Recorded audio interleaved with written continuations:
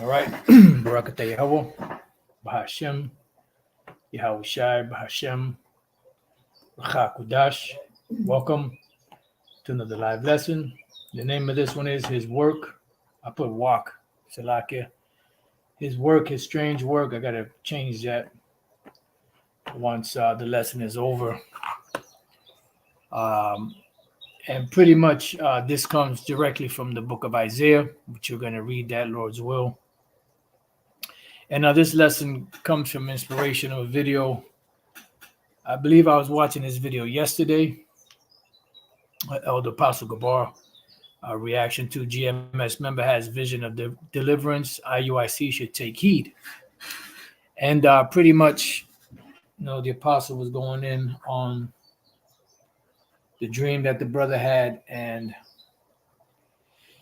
reacting to it and bringing out precepts and scriptures, breaking the brother's dream down. And I had watched the same video, and Elder Apostle Gabar also mentioned in this video the incident that took place back in 1952 when the chariots appeared over the U.S. Capitol and over the White House, and they scrambled their jets to get out there. And by the time the jets got out there, the chariots were gone.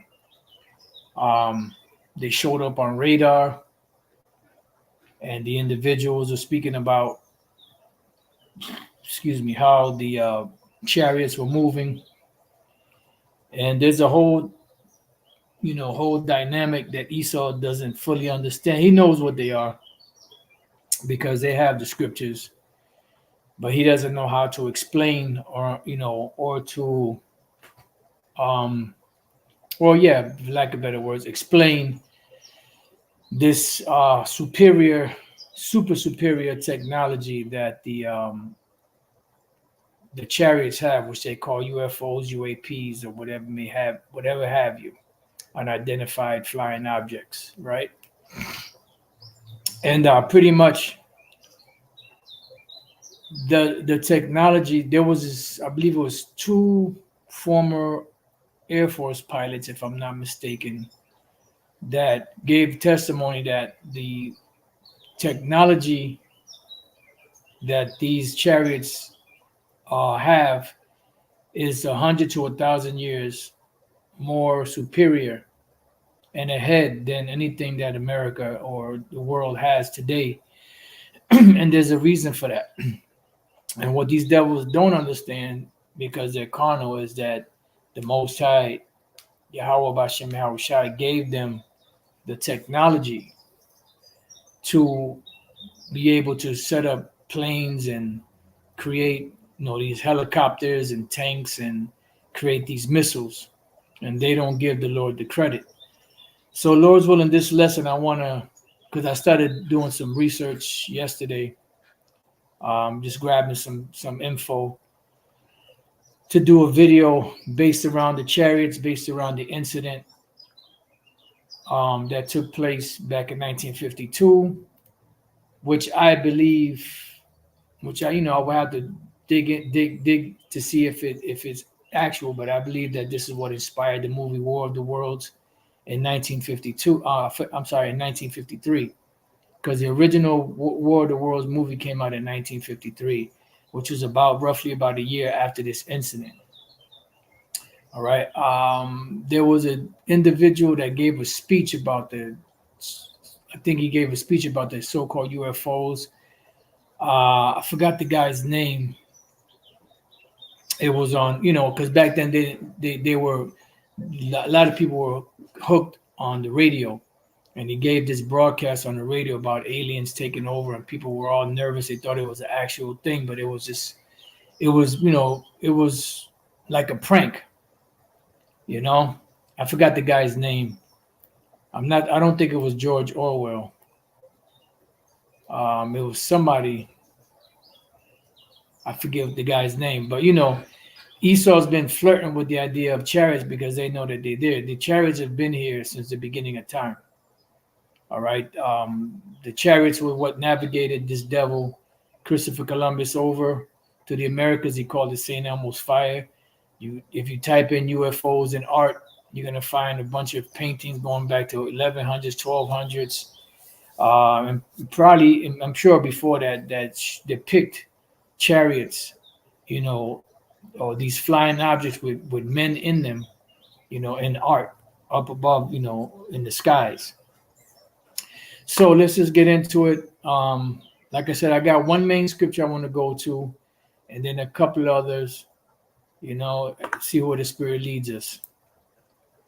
So this is on Wikipedia. You can find this anywhere. 1952 Washington, D.C. UFO incident from July 12th to 29th, 1952.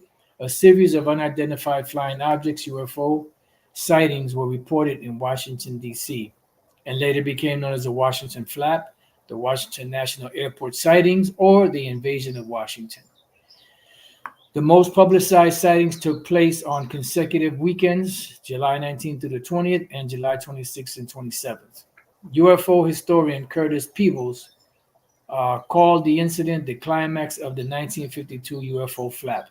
Never before or after did Project Blue Book and Air Force undergo such a tidal wave of UFO reports, because there was a lot of sightings, a lot of reports about it. All right. It says the 1952 UFO flap was an unprecedented rash of media attention to unidentified flying objects report during the summer of 1952 that culminated with reports of sightings over Washington, D.C.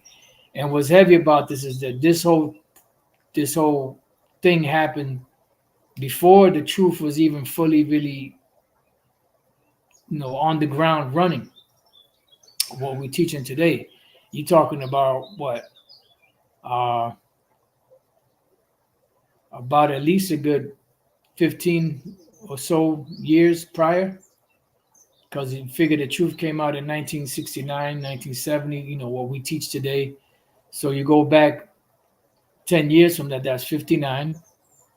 And then back to 52, that's, about roughly around 15 years or so. All right. It says in the 4 years prior, the U.S. Air Force had chronicled a total of 615 UFO reports. But this particular year, in 1952, there was a whole lot of activity of the chariots. During the 1952 flap, they received over 717 new reports.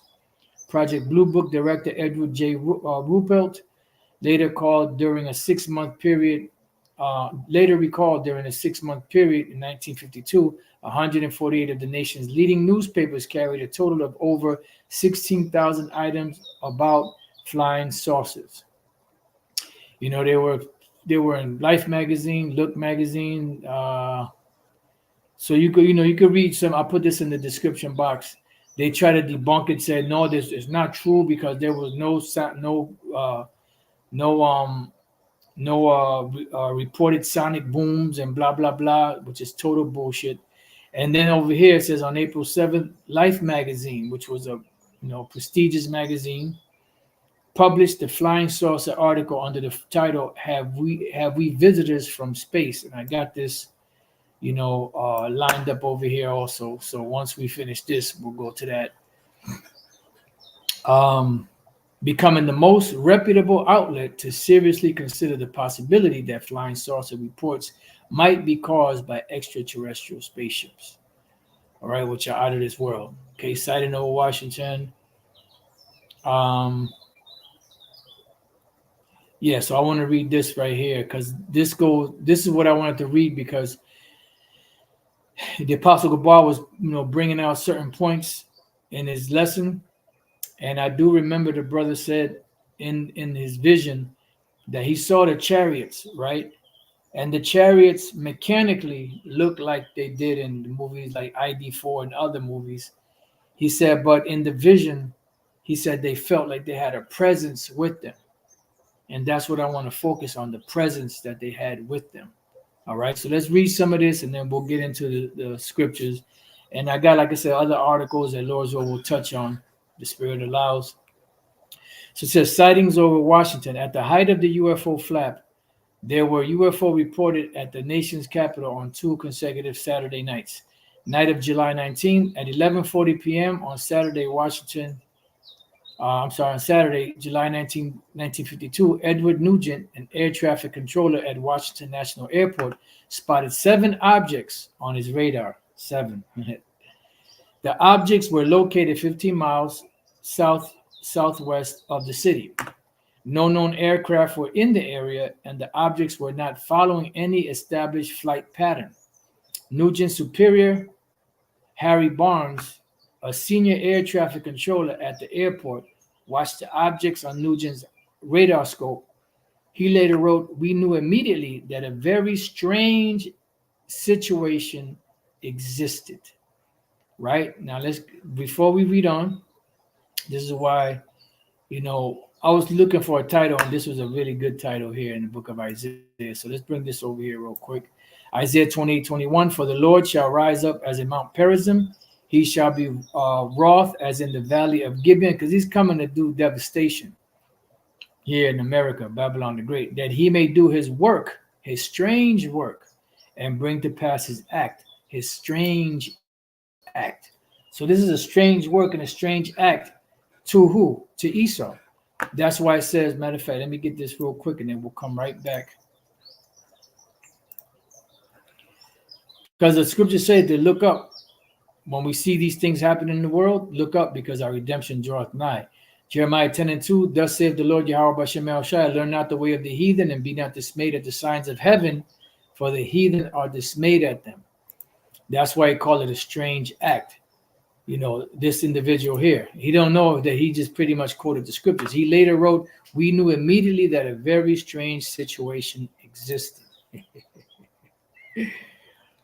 All right, let's look up this word strange here. Let's see what it says.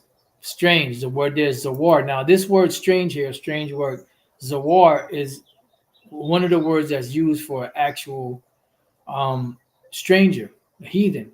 But sometimes it could apply to Israel depending on the context, okay? Zawar, to be strange, be a stranger. Let's see. To be a stranger, be one alienated. Strange, another, stranger, foreigner, an enemy. So a stranger, something that's strange. All right.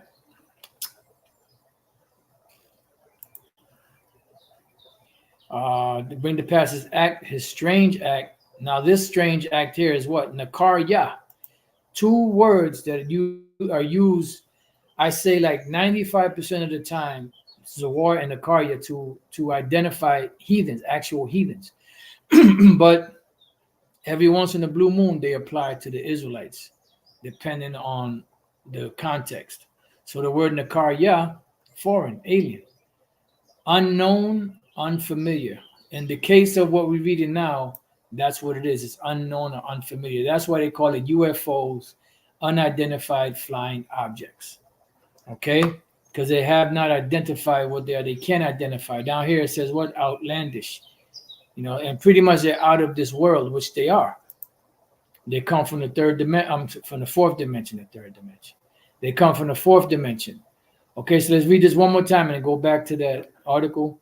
"For the Lord shall rise up as in Mount Perazim, he shall be wroth as in the valley of Gibeon, that he may do his work, his strange work, and bring to pass his act, his strange act." Salakia.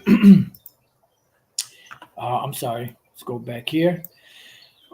So it says, he later wrote, this is Nugent's superior, "We knew immediately that a very strange situation existed.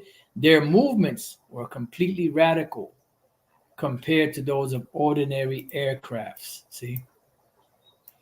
And why is that? Because the chariots move in a different dynamic than Esau's crafts move. They defy the laws of physics. They defy the laws of aeronautics, if I'm using the word, saying the word correctly. And as we read in the book of Ezekiel, the first chapter, which is going to be the main one we're going to go to, it says that they move like the speed of lightning. All right, and we're going to read here. You'll see how it goes into it. Barnes had 2 controllers check Nugent's radar. They found that it was working normally, Barnes then called National Airport's radar-equipped control tower. The controllers there, Howard Coughlin and Joe Zacco, said that they also had unidentified blips on their radar screen and saw a hovering bright light in the sky, which I forgot that devil's name. Something about there was an Edomite that they made a movie about. Forgot his name. I forgot the movie too. And the chariots abducted him, beat the shit out of him, and dropped him back off. I mean, you brothers probably know what I'm speaking about, but I can't think of the title right now or the guy's name. Travis something. Eyes in the sky or lights in the sky or something like that. That's what made me think about it. This bright light in the sky, which departed with incredible speed. See, it departed with what? Incredible speed. It moved as lightning. You see how fast lightning moves, and it defies the laws of physics. Because if you had a man in a spacecraft that would move like that, that person would be melted on the somewhere in that craft. At this point, other objects appeared in all sectors of the radar scope. So really, this was like an invasion, so to speak, or like the Lord fucking with Esau. You see? And they were nervous. See, now they're a little more confident because they have better technology, but they still don't mean shit. It says, when they moved over the White House and the United States Capitol, Barnes called Andrews Air Force Base. It says, located 10 miles from National Airport, although Andrews reported that they had no unusual objects on their radar, and airmen soon called the base's control tower to report the sightings of a strange object. Strange work. Airman William Brady, who was in the tower, then saw an object which appeared to be like an orange ball of fire trailing a trail. That's from the lights. The chariots can appear white, they can appear blue, they can appear red, they can appear different colors, or they can appear like a rainbow. The sort of the different arrays of colors. And when we get into Ezekiel, the first chapter, you're gonna see that. It was unlike anything I had ever seen before. As Brady tried to alert the other personnel in the tower, the strange object took off at an unbelievable speed. Which, if man tried to do that, they'd be dust. Their organs would they'd be liquidated. Inside joke. On one national airport's runway, SC Pierman, a Capital Airlines pilot, was waiting in the cockpit of his DC-4 for permission to take off. After spotting what he believed to be a meteor, he was told that the control tower's radar had detected unknown objects closing in on his position. Pierman observed 6 objects, white, tailless, fast-moving lights. They was moving, and you see like some of those videos that brothers post, on the chariots. Sometimes you say, okay, yeah, that looks believable, and other times like, that's the little suspect. But most of the times, they show them as lights. We actually saw, a bunch of chariots come by the camp, when Vocab, that devil, and his motley crew came to try to debunk the true Travis Walton incident. The water, brother, the water. See, man, you got fire in the sky. That's it, man. You brothers are on the money. See, that's teamwork, baby. Teamwork. Travis Walton incident, fire in the sky. Right, that's the movie. It says white tailless, fast-moving lights over a 14-minute period. Pierman was in radio contact with Barnes during his sighting, and Barnes later related that each sighting coincided with a pip we could see near his plane when he reported that the light streaked off at a high speed. So every time they reported these things, right, it disappeared on our scope. Every time they reported them, they appeared like lights, and they move like lightning. And then as soon as they showed up, they disappeared. Fire in the Sky, played by D.B. Sweeney. All right. Meanwhile, at Andrews Air Force Base, the control tower personnel were tracking on radar what some thought to be unknown objects. See, strange work. But others suspected in one instance were able to prove were simply stars and meteors, which is bullshit. However, Staff Sergeant Charles Davenport observed an orange-red light to the south.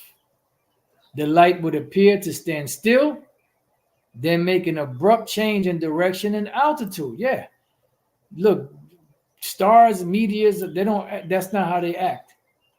These are chariots. This is the movement of chariots, a so-called UFO, alien craft, if you want to call it that, spaceship, if you want to call it that. This happened several times. At one point, both radar centers at National Airport and the radar at Andrews Air Force Base, keep in mind, Andrews Air Force Base, so just keep in mind the Air Force, were tracking an object hovering over a radio beacon. The object vanished in all three radar centers at the same time. That's the power. They don't understand what they're messing with, man. You know, they tried to kind of make a movie, Predator, you know, to kind of show the power of the angels, which they kind of sort of got it, little something, something, but you ain't seen nothing. Because you ain't going to hurt the angels. You ain't going to hurt the chariots. Talking about they got a alien craft in that crashed in Area 51. Get the fuck out of here. Fuck out of here. At 3 a.m., shortly before two United States Air Force, keep in mind the Air Force, F-94 Starfire jet fighters from Newcastle Air Force Base in Delaware arrived over Washington, all of the objects vanished from radar at National Airport. However, when the jets ran low on fuel and left, the objects returned, which convinced Barnes that the UFOs were monitoring radio traffic and behaving accordingly. The objects were last detected by radar at 5:30 a.m. Because the Lord controls you, man. He gave you your technology. You know? So come on, man. You don't run nothing. The Lord is the one that runs everything. All right. So you have we visitors from space? This is an article that was run in, I believe that was Time Magazine. Have We Visitors from Space was an article on flying saucers by H.B. DeRock Jr. and Robert Gina that appeared in the April 7, 1952 edition of Life magazine. The piece was strongly sympathetic to the hypothesis that UFOs might be the product of extraterrestrials. The publicity surrounding the piece is believed to have contributed to the 1952 UFO flap, a subsequent wave of reports that summer.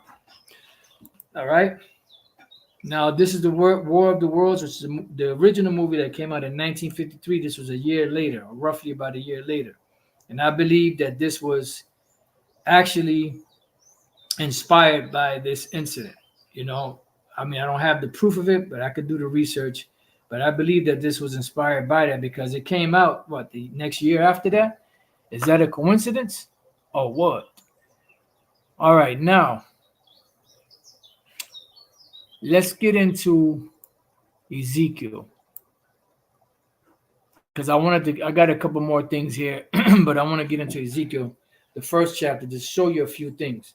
Because remember, in the vision that the brother had in his dream, which is an actual vision, he said that he saw the chariots, and he said, when you watch the movie ID4, the chariots look mechanically like that.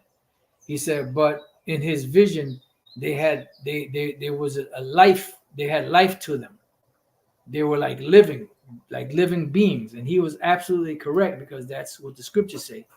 Ezekiel 1:4, and I looked, and behold, a whirlwind came out of the north, which this whirlwind is a chariot, a great cloud, and a fire enfolding itself. And this is why, Esau, in the movie ID4, when you saw that big gigantic cloud, and you saw the chariot was kind of like peering through it, and then what did you see? You saw fire coming out of it, fire enfolding out of it before the chariot appeared, and they showed you that. So these devils, they know a little something, and a brightness was about it, and out of the midst thereof, what was the brightness? The glow, the lights. And out of the midst thereof, as the color of amber, out of the midst of the fire. So it was heavy. Let's see. Yep, at the movie, as the elder just put on there, in the movie, War of the Worlds, they had a picture of Yahweh Shai in that movie when America was really racist. Yeah, because these devils know, and they had a picture of him looking like a so-called black man with an afro. You could put it. You could stop it. It's towards the end of the movie when all them Edomites were in the church. And then they kind of show it real quick. Like they show a quick picture of it. It was a glass stained picture with Yahweh Shai as a so-called black man with an afro, and then they took it off because these devils know.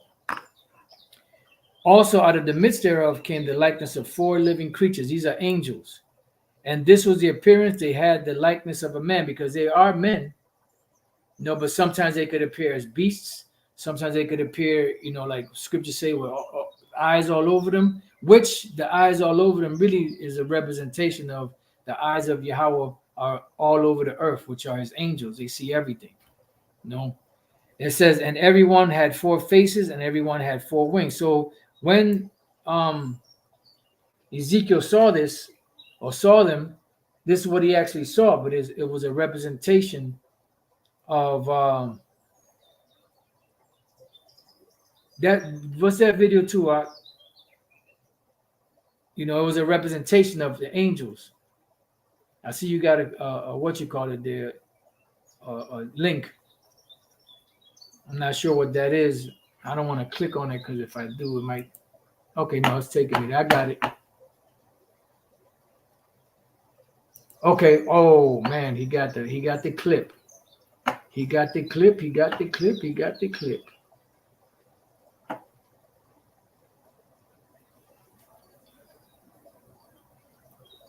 Right. The image comes up around at the 144-minute mark. Wow. At the 144-minute second. Yeah. Ain't that something? 144 seconds. It shows you a picture. So you brothers, sisters, click on that and go to the a minute and 44-second mark, and you're gonna see, the picture of Yahweh Shai. That's heavy. So it says, verse 7, Ezekiel 1:7, and their feet were straight feet, and the sole of their feet was like the sole of a calf's foot. That represents the boots that they had on. Like in what is that? Japan, the Japanese, they have these type of boots, ninja boots. Let me see if it'll come up. Ninja boots. Oh, come on, man. Stupid shit. Ninja boots. Let's see if it comes up. Images. Yep, see? You got the ninja boots.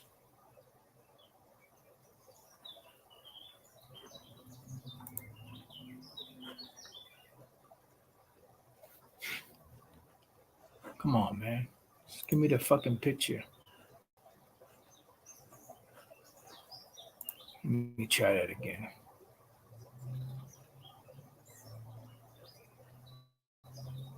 See? That's cloven foot. The hoof was split. All right. So when he saw him, he looked at him from head to toe, and he was describing them. So that's why he said the feet. How did it go? Come on, man.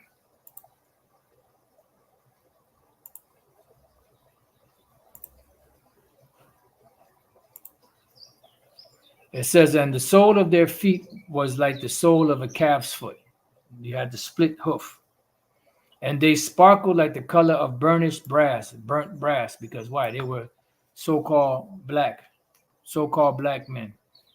Right? So they were men, they were jakes, they had the froze everything.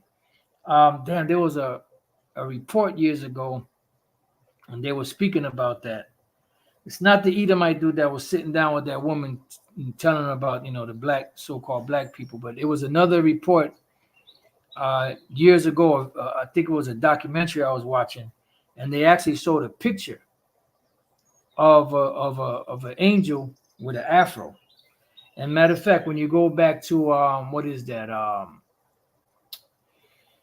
Twilight Zone. There was a Twilight Zone episode, How to Serve Men, I believe it was called.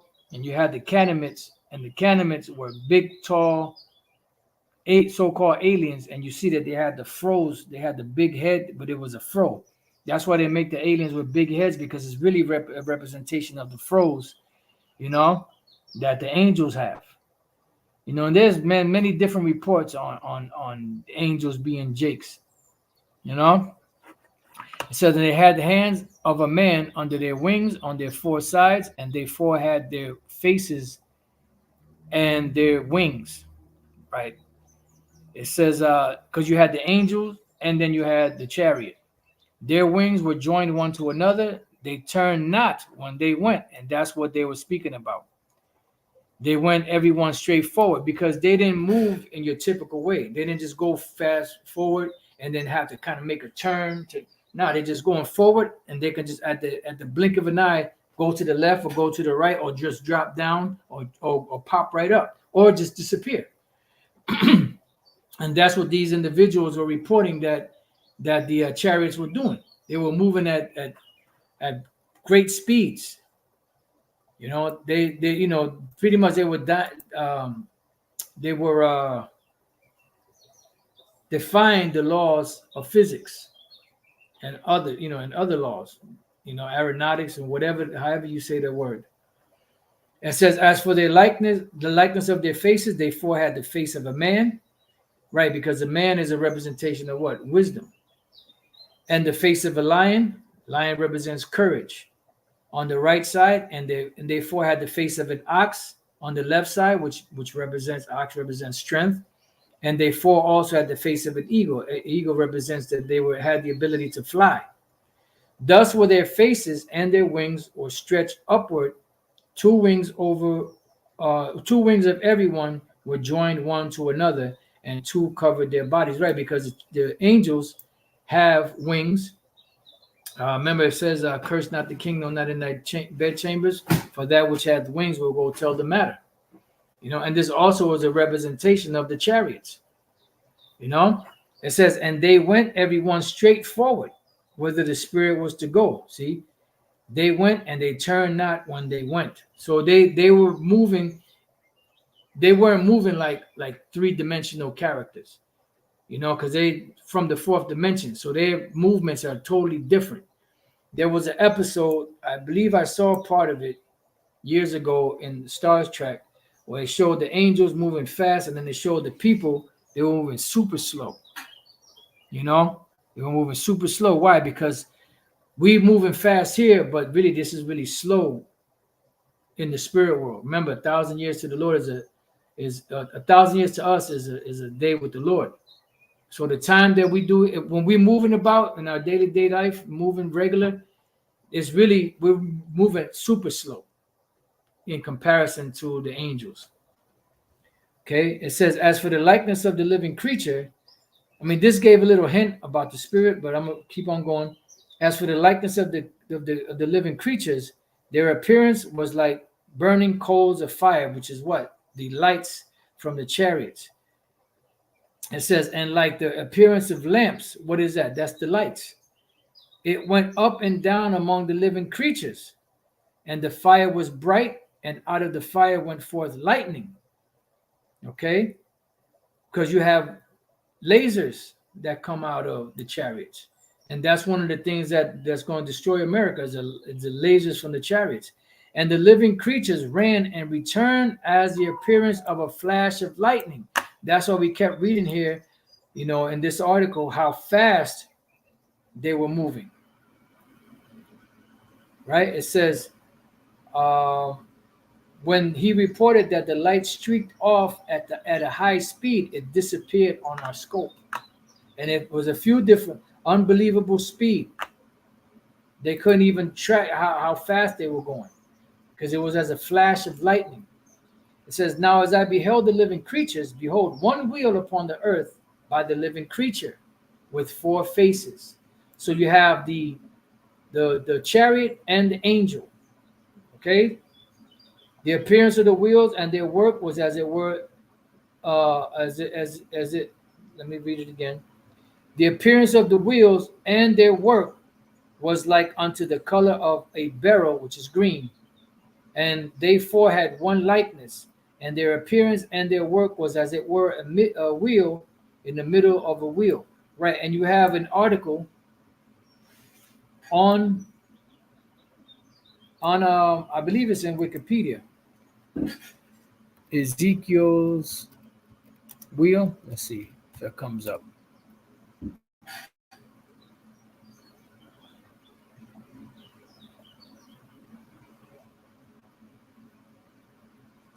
Let me go back to the search engine.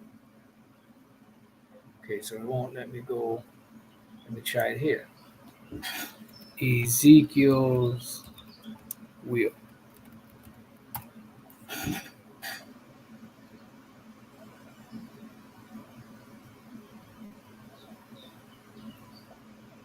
I thought there was something off of Phantom, of Punyum.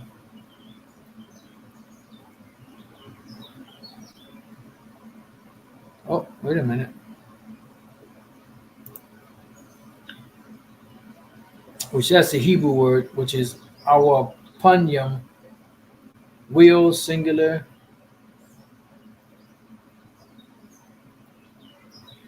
Refers to the wheels seen in Ezekiel's vision of the chariot. Hebrew it says here Merkabah, which is Marakabah. It says in Ezekiel 1:15 through 21, one of the Dead Sea Scrolls construes them as angels. Late section of the book of Enoch portrays them as a class of celestial beings who, along with the cherubim and the seraphim, never sleep but guard the throne of the Most High. In Christian angelology, they are one of the choirs classes of angels and are also identified. The wheels have been associated with Daniel 7 and 9, which is the same thing. That's another mention of the chariots, Daniel 7 and 9. Mentioned as Galgal, traditionally the wheels of Galgalim in fiery flame and burning fire are the four-eye covered wheels. And you can see here, they show you a depiction. All right.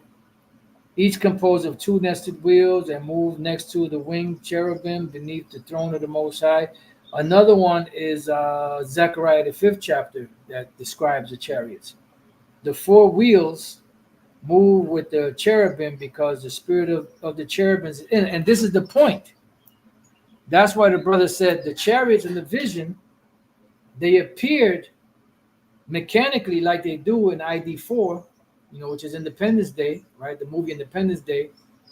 But he said, but they had a spirit with them. They were alive.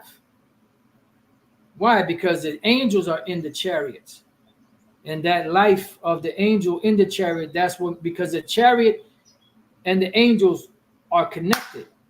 Like in the movie Avatar, when the individual would jump on that beast and they became one. That's what the angels and the chariots are like. The movie Atlas, with Jennifer Lopez, right?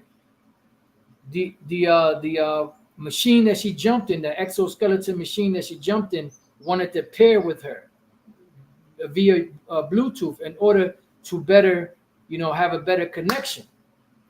See, that's how what do you think they get that from? From the scriptures.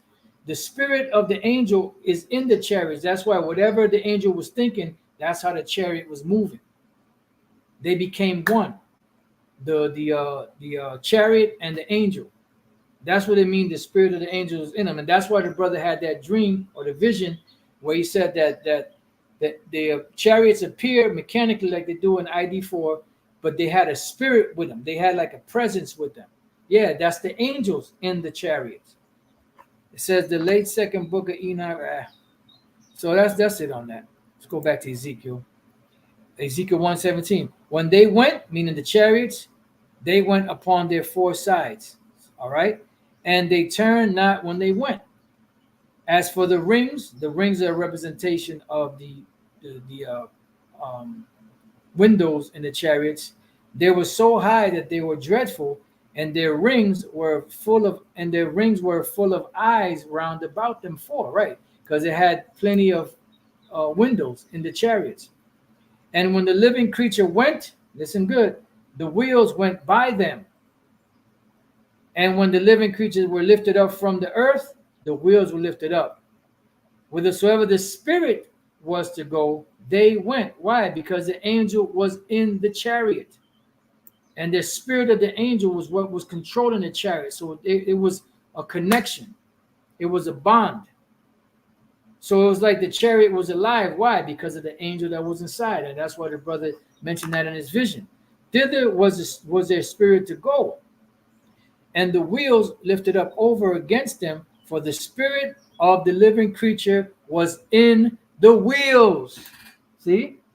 So the spirit of the living creatures was in the wheels. That's why he said that they were mechanically like they were in ID4, but they had a presence with them.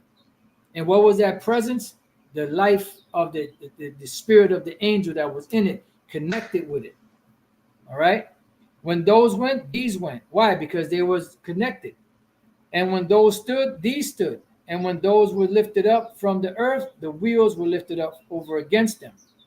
Salaki, let me go take this thing real quick. Please forgive me.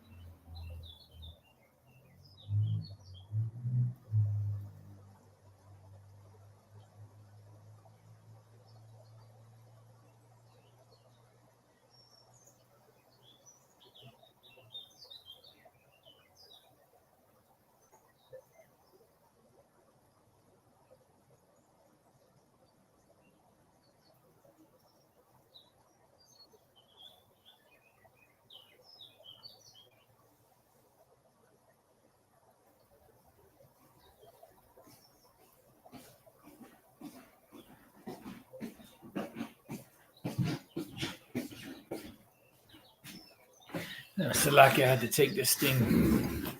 All right, so for the spirit of the living creature was in the wheels, right? So there was a connection there. It says, man, everybody's quiet everybody's quiet on the comment board. Okay. It says, and verse 20, Ezekiel 1:22, and the likeness of the firmament. This is dealing with the ozone layer, what they call the ozone layer. Upon the heads of the living creature was as the color of the terrible crystal. Crystals are clear, right? Because you really can't see the firmament even though it's there.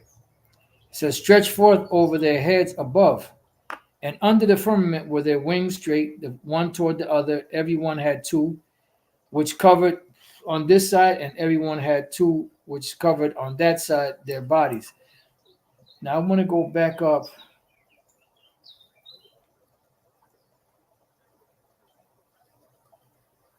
Right.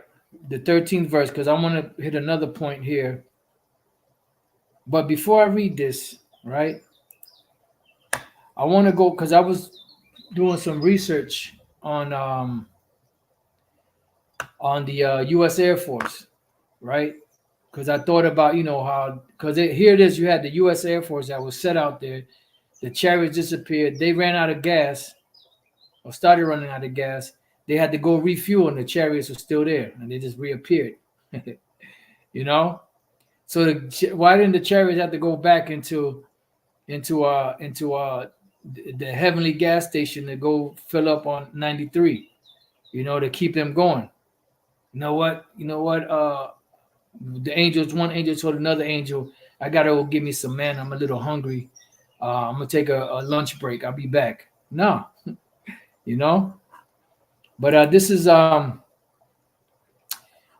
history of this song by the U.S. Air Force, right? Because I was wondering when was that song created. There's a song with lyrics in it. Nothing could stop the Air Force. That song goes back to 1938, 1939. It says history. The U.S. Air Force song was written by Robert Crawford while he was serving as a captain in the Army Air Corps. Because before it was called the Air Force, it was called the Air Corps. All right. During World War II in 1938, Crawford had submitted a musical score to Brigadier General blah blah blah. You get the idea. You can read the rest of this. I think I put this in the description box. So here go the lyrics. Off we go into a wild blue yonder, climbing high into the sun. Here they come, zooming to meet our thunder. Atom boys, give her the gun, because this Esau is all about their blessing, the sword. Down we dive, spouting our flame from under, off with one hell of a roar. We live in the flame or go down in flame. Hey, nothing will stop the U.S. Air Force. So they're pretty much implying that not even the Most High could stop them. So this was written back in 1938, 1939, right? The incident happened when? 1952. Not too long after this was written. You see? So that was the Lord showing them. So the Army Air Corps, right, which was the first, they were first as the Army Air Corps, didn't change its name. Okay, United States Air Corps. Let me see. The Air Corps became the United States Army Air Force, USAF, on 20 June 1941, given a greater autonomy. Let's see. There was. Let me just read something off of here, because I was, it says I'll read this off of my phone. It says the United States Air Force, USAF, came after the United States Army Air Force, USAAF, which succeeded the United States Air Corps, USAC. So first it was a USAC, which is the United States Corps, 1926 to 1941. That's when they ended. Then the United States Army Air Force, the United States Air Force, the United States Army Air Force existed from 1941 to 1947. Then from 1947 and up, that's what we have today, the United States Air Force. Okay? So that was the history. So back when they were known as the Army Air Corps, they had a song. That's when the origins of the lyrics, Nothing Could Stop the Air Force, came from. So in 1952, by the time it became known as the United States Air Force, the Lord showed up with the chariots, and Esau was dumbfounded. But wait a minute, I thought nothing could stop the Air Force. How come y'all can't stop the chariots? All right. So we're going to go back here, Lord's will. I want to touch on this, but I want to see if I can play this real quick. This is a clip from Ronald Reagan. I found it. It's a little harder to find now, but I got it. Where he spoke about, at the UN, he gave a speech on the alien threat. It says President Ronald Reagan on an alien threat at the United Nations. So listen up. Fair use, fair use, fair use. I'm not making any money out of this content. It's fair use.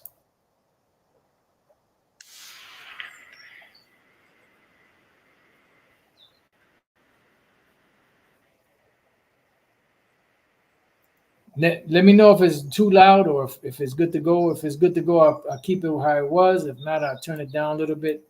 But let me know on your end before I play anymore. I'll bring it back because it's very short.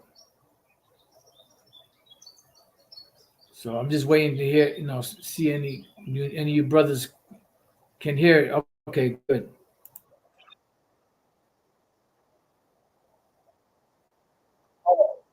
You say you can't hear it. Okay, so you know what? I put this in the description box. You brothers can go to it. President Ronald Reagan on alien threat at the United Nations, and he says, "What if we had what if we had an alien force threat? Would we not put away our differences and would we not put away our differences and come together to fight against such an alien force?" Matter of fact, I got it here in the description box. I'm gonna click it.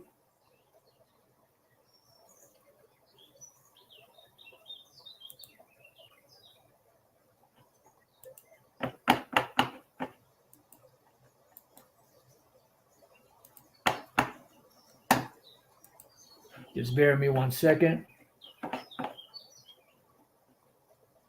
I'm gonna put it in the description box, and you can go to it yourself.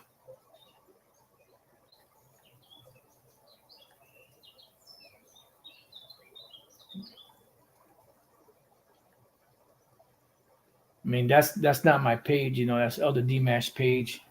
Salakia.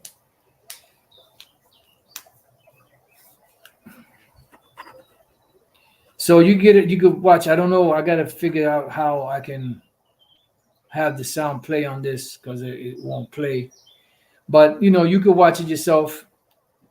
And it pretty much he said that, so what would they do if they found out that they had an alien threat? Would they not put away all the differences and come together to fight against this common enemy? Because they know it's coming. So you're talking about this is back in the 80s. They knew about the chariots going way, way back. But now that's why they built what was known as a space force. They've been researching and searching out and trying to figure out how to get up into the heavens.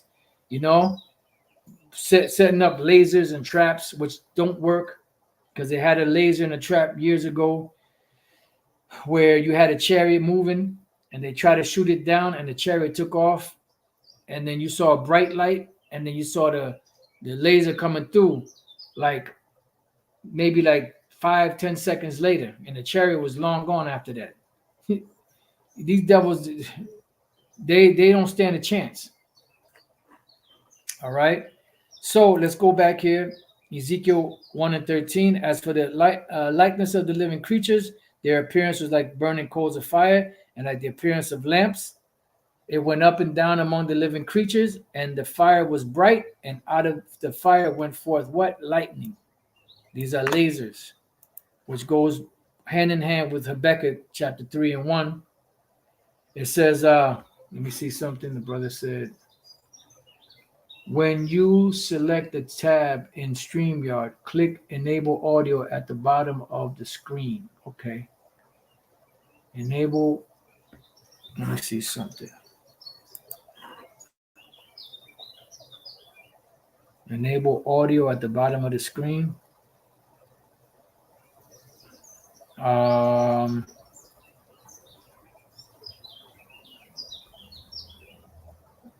see mute, stop cam, settings, stop screen, present, invite, leave studio. Having issues. Yeah, I don't see what you're.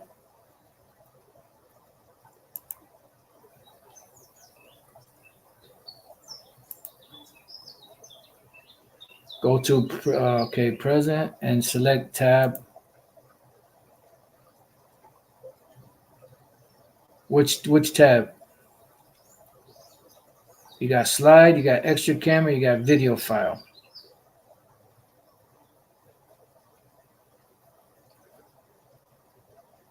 But if I stop the screen, and they're going to stop me from recording.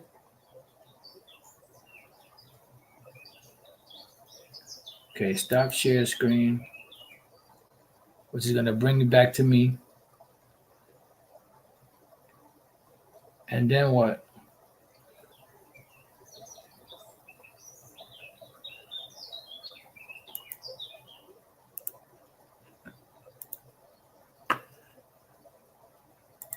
All right. I mean, I have to come back to it because I don't want to show my ugly mug. It's cool. No problem.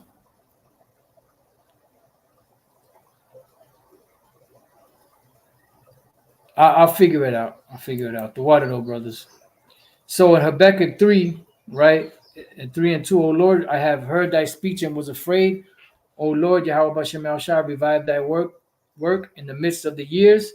In the midst of the years, make known, and wrath remember mercy. Because destruction is coming. All right. It says, the Most High came from Teman, and the Holy One from Mount Paran, Selah. His glory covered the heavens, and the earth was full of his praise, right? Because the heavens are going to be full of the chariots when Yahweh Shai comes back. That's why it says, all eyes shall see him. And his brightness was as the light. That's dealing with the lights from the chariots. He had horns coming out of his hand, which are lasers. And there was a hiding of his power. Because remember, he said he's not going to lift up sword or anything. But all you saw was as a blast of fire coming out of his hand or out of his mouth, something like that. Horns. The word there is Quran, which is the actual horn. But in this case, it also represents a rays of light, which is what? This is dealing with the lasers from the chariots. Okay.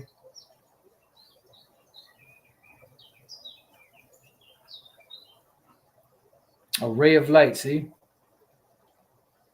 Just like the Lord, as he wrote the laws with the finger of the Most High, these are the lasers from the chariots. So these devils don't stand a chance. These devils don't stand a chance. Or maybe one of you brothers could do like a little, like a little video, little one of those tutorial videos on how to enable the audio, because I believe, what you're saying is I would have to get out of that and then, I don't know. I'll figure it out. But with that, I pray that you brothers and few sisters have been edified. The water to you brothers, though, for trying to help out. With that, I say shalom.